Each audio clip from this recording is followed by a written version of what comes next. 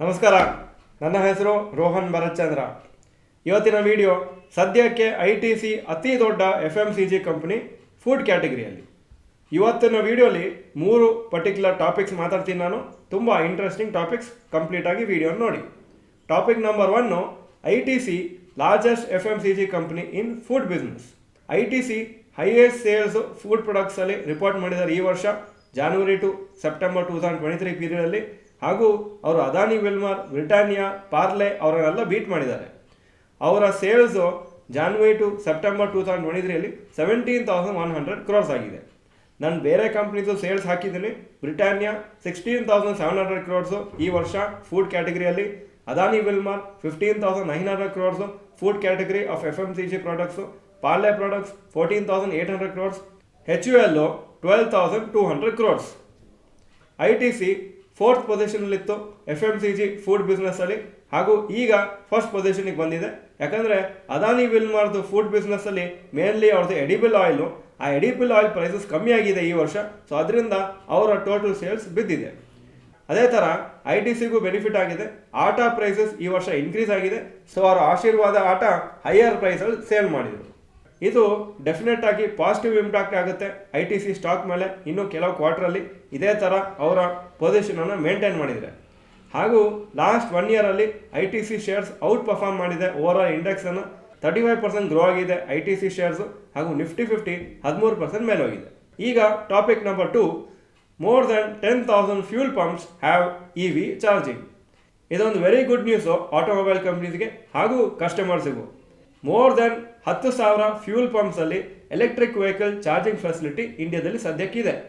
Indian oil corporation ಅವರ petrol ಬಂಕ್ಸಲ್ಲಿ 6,300 charging ಸ್ಟೇಷನ್ಸನ್ನು ಅವರು ಆಲ್ರೆಡಿ ಸೆಟಪ್ ಮಾಡಿದ್ದಾರೆ. ಹಾಗೂ ಅವರು ಇನ್ನೂ ಕೆಲವು ಪೆಟ್ರೋಲ್ ಬಂಕ್ಸಲ್ಲಿ EV ಫೆಸಿಲಿಟಿನ ಇನ್ನೂ ಹಾಕಿಲ್ಲ. HPCL ಅವರ ಪೆಟ್ರೋಲ್ ಬಂಕ್ಸಲ್ಲಿ EV ಚಾರ್ಜಿಂಗ್ ಫೆಸಿಲಿಟಿ 2,350 ಜಾಗದಲ್ಲಿದೆ. ಹಾಗೂ BPCL 850 ಚಾರ್ಜಿಂಗ್ ಪಾಯಿಂಟ್ಸ್ ಇದೆ. ಪ್ರೈವೇಟ್ ಫ್ಯೂಲ್ ಕಂಪ್ನೀಸಲ್ಲೂ ಶೆಲ್ಲು, ರಿಲಯನ್ಸು, ನಯರಾ ಎನರ್ಜಿ ಇವ್ರದ್ದೆಲ್ಲ ಪೆಟ್ರೋಲ್ ಬಂಕ್ಸಲ್ಲಿ ಎಷ್ಟೋ ಜಾಗದಲ್ಲಿ EV ಚಾರ್ಜಿಂಗ್ ಫೆಸಿಲಿಟೀಸು ಇದೆ. ನೆಕ್ಸ್ಟ್ ಫ್ಯೂ ಇಯರ್ಸಲ್ಲಿ ಟೋಟಲ್ ಏನು ಏಮ್ ಇದೆ ಅಂದರೆ 22,000 ಜಾಗದಲ್ಲಿ EV ಚಾರ್ಜಿಂಗ್ ಪಾಯಿಂಟ್ಸ್ ಫ್ಯೂಲ್ ಪಂಪ್ಸಲ್ಲಿ ಇರಬೇಕು ಅಂತ.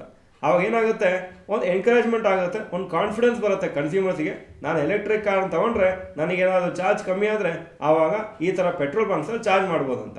ಸದ್ಯಕ್ಕೆ ನಾವು ಪೆಟ್ರೋಲ್ ಕಾರನ್ನು ಓಡಿಸುವಾಗ ನಮಗೆ ಟೆನ್ಷನ್ ಇರೋದಿಲ್ಲ, ಯಾಕಂದರೆ ಎಲ್ಲಾದರೂ ಒಂದು ಪೆಟ್ರೋಲ್ ಬಂಕ್ ಇದ್ದೇ ಇದೆ ಅಂತ ನಮಗೆ ಕಾನ್ಫಿಡೆನ್ಸ್ ಇರುತ್ತೆ. ಅದೇ ಥರ ಎಲೆಕ್ಟ್ರಿಕ್ ವೆಹಿಕಲ್ಸ್ ಆಗಿದ್ರೆ ಅವಾಗ ಏನಾಗುತ್ತೆ, ಜಾಸ್ತಿ ಸೇಲ್ಸ್ ಆಫ್ ಎಲೆಕ್ಟ್ರಿಕ್ ವೆಹಿಕಲ್ಸ್ ಆಗುತ್ತೆ, ಕಸ್ಟಮರ್ಸ್ಗೂ ಬೆನಿಫಿಟ್ ಆಗುತ್ತೆ, ಹಾಗೂ ಎಲೆಕ್ಟ್ರಿಕ್ ವೆಹಿಕಲ್ ಮ್ಯಾನುಫ್ಯಾಕ್ಚರ್ ಮಾಡೋ ಕಂಪ್ನೀಸ್ಗೂ ತುಂಬ ಬೆನಿಫಿಟ್ ಆಗುತ್ತೆ. ಸದ್ಯಕ್ಕೆ ಎಲೆಕ್ಟ್ರಿಕ್ ಕಾರ್ಸ್ ರೇಟ್ಸು ಸ್ಲೋ ಆಗಿ ಕಮ್ಮಿ ಆಗ್ತಾ ಇದೆ. ಹಾಗೂ difference between electric car and petrol car price ಕಮ್ಮಿ ಆಗ್ತಾ ಇದೆ. ಅಕಸ್ಮಾತ್ ಆ ಡಿಫ್ರೆನ್ಸ್ ತುಂಬ ಕಮ್ಮಿ ಆದರೆ ಆವಾಗ ಎಲೆಕ್ಟ್ರಿಕ್ ಕಾರ್ಸ್ ಸೇಲ್ಸು ತುಂಬ ಜಾಸ್ತಿ ಆಗುತ್ತೆ. ಈಗಾಗಲೇ ಟಾಟಾ ಪವರ್ ಹಾಗೂ ಮಹೀಂದ್ರ ಎಲೆಕ್ಟ್ರಿಕ್ ಕಾರ್ಸನ್ನು ಮ್ಯಾನುಫ್ಯಾಕ್ಚರ್ ಮಾಡ್ತಾ ಇದ್ದಾರೆ ಇಂಡಿಯಾದಲ್ಲಿ. 2024-25 ಫೈನಾನ್ಷಿಯಲ್ ಇಯರಲ್ಲಿ ಮಾರುತಿ ಸುಜುಕಿಯನ್ನು ಅವರ ಎಲೆಕ್ಟ್ರಿಕ್ ಕಾರ್ ಪ್ರೊಡಕ್ಷನನ್ನು ಸ್ಟಾರ್ಟ್ ಮಾಡ್ತಾರೆ ಅಂತ ಹೇಳಿದ್ದಾರೆ. ಹಾಗೂ ಅವರು ಪ್ರೊಡಕ್ಷನ್ ಸ್ಟಾರ್ಟ್ ಮಾಡಿದ ಮೇಲೆ ಜನಕ್ಕೆ ಇನ್ನೂ ಸ್ವಲ್ಪ ಚಾಯ್ಸ್ ಸಿಗುತ್ತೆ ಹೊಸ models electric cars. Electric 2 wheelers ಈಗ ಸದ್ಯಕ್ಕೆ ಆಲ್ಮೋಸ್ಟ್ ಪೆಟ್ರೋಲ್ 2 ವೀಲರ್ಸ್ ಅಷ್ಟೇ ರೇಟ್ ಇದೆ. ಸೊ ಅದಕ್ಕೋಸ್ಕರ ನೀವು ನೋಡ್ಬೋದು ಎಲೆಕ್ಟ್ರಿಕ್ 2 ವೀಲರ್ಸು ತುಂಬ ಇದೆ ನಮ್ಮ ರೋಡ್ಸಲ್ಲಿ. ಎಲೆಕ್ಟ್ರಿಕ್ ಕಾರ್ಸು ಅಷ್ಟು ಲೆವೆಲಲ್ಲಿ ಇಲ್ಲ, ಯಾಕಂದರೆ ಪ್ರೈಸ್ ಡಿಫ್ರೆನ್ಸ್ ತುಂಬ ಇದೆ ಸದ್ಯಕ್ಕೆ. Topic number 3, interim budget will not have any new announcements. ಇಂಡಿಯಾದ ಫೈನಾನ್ಸ್ ಮಿನಿಸ್ಟರ್ ನಿರ್ಮಲಾ ಸೀತಾರಾಮನ್ ಅವರು ಹೇಳಿದ್ದಾರೆ, ಫೆಬ್ರವರಿ 2024 ಇಂಟರಿಮ್ ಬಜೆಟ್ ಏನು ಬರ್ತದೆ ಅದು ಬರೀ ಕನ್ಫರ್ಮೇಷನಿಗಿರುತ್ತೆ ಪಾರ್ಲಿಮೆಂಟಿಂದ ಗೌರ್ಮೆಂಟ್ ಎಕ್ಸ್ಪೆಂಡಿಚರನ್ನು ಅಪ್ರೂವ್ ಮಾಡಲಿಕ್ಕೆ until the next government comes to power.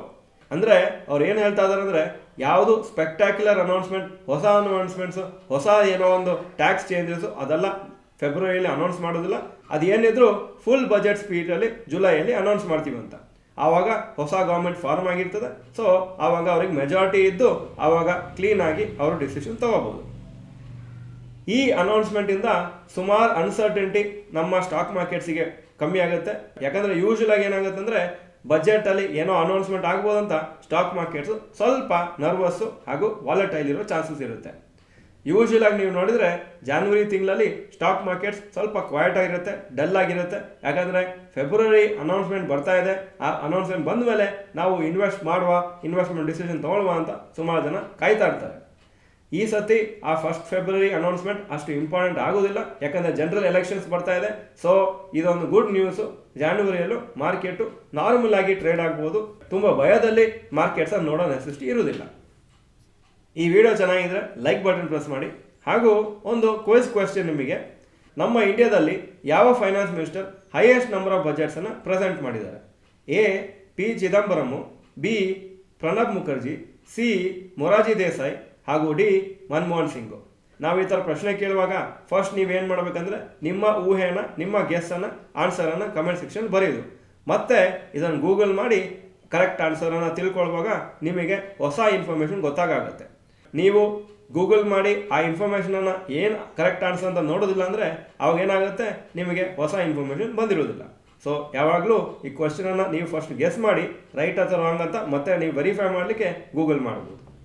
ಈ ವಿಡಿಯೋ ಚೆನ್ನಾಗಿದ್ರೆ ನಿಮ್ಮೆಲ್ಲ ಫ್ರೆಂಡ್ಸ್ಗೂ ಕಳಿಸ್ಕೊಡಿ. ಹಾಗೂ ಚಾನಲ್ಗೆ ಸಬ್ಸ್ಕ್ರೈಬ್ ಮಾಡಲಿ ಅಂದರೆ subscribe button, bell icon press ಮಾಡಿ. ವಿಡಿಯೋ ನೋಡೋದಕ್ಕೆ ಧನ್ಯವಾದಗಳು. ನಮಸ್ಕಾರ.